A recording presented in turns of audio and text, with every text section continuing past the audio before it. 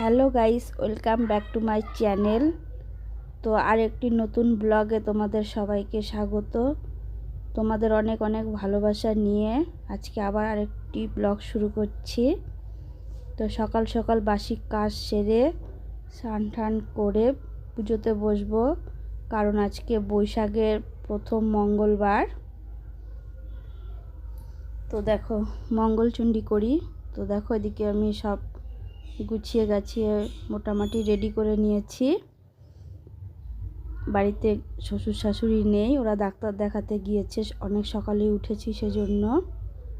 আর এখন বাজে মোটামুটি 8:30টার মতন। তো চলো পূজাটা তাড়াতাড়ি করে তারপরে তোমাদের বাকি জিনিসটা দেখাবো।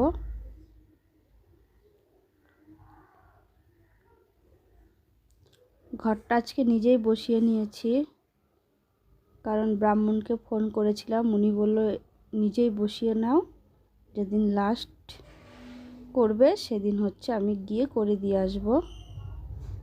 তো সেজন্য নিজেই আর কি করে নিয়েছি। দেখো পূজা কমপ্লিট করে পাঁচালিটা পরে নিই, কারণ মঙ্গলচণ্ডীতে তো পাঁচালি পরতে হয়। যে কোনো পুজোতেই পাঁচালি পরলে ভালো।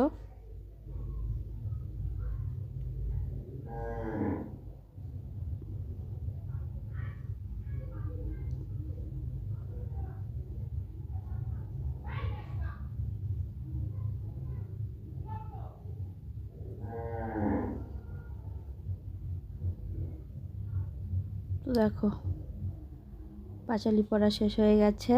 তো পূজাটা ফটাফট কমপ্লিট করে ছেলে স্কুলে যাবে। তো দেখো ওকে খাইয়ে ডাল বসিয়ে দিয়েছি, ও স্কুলে চলে গিয়েছে। তারপরে সবজিগুলো কেটে নিলাম, আজকে বেশি কিছু নেই, শুধু আলু ভাজবো, লাই চোচা ভাজবো, আর ডালের ভেতর লাউগুলো দিব। আর যে ছোট ছোট করে লাউ আর আলু কেটেছি ওগুলো দিয়ে ডালিয়া বানাবো।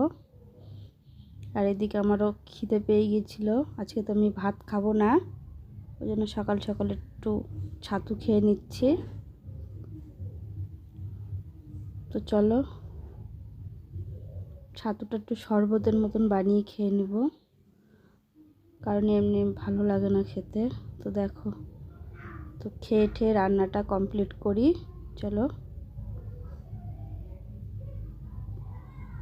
দেখো খেয়ে রান্নাটা কমপ্লিট হয়ে গিয়েছে এদিকে। তো ছেলেকে স্কুল থেকে আনতে গেছে তোমাদের দাদা ভাই, ও আসলেই কটা পাঁপড় ভেজে ওকে খাইয়ে দিব।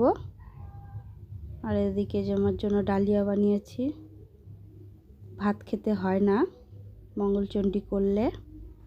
তো ছেলে স্কুল থেকে চলে এসেছে, ও খাবে, পাঁপড়টা ভেজে নিই। তো ভিডিওটি এখানেই শেষ করছি, সবাই ভালো থেকো, সুস্থ থেকো, টাটা।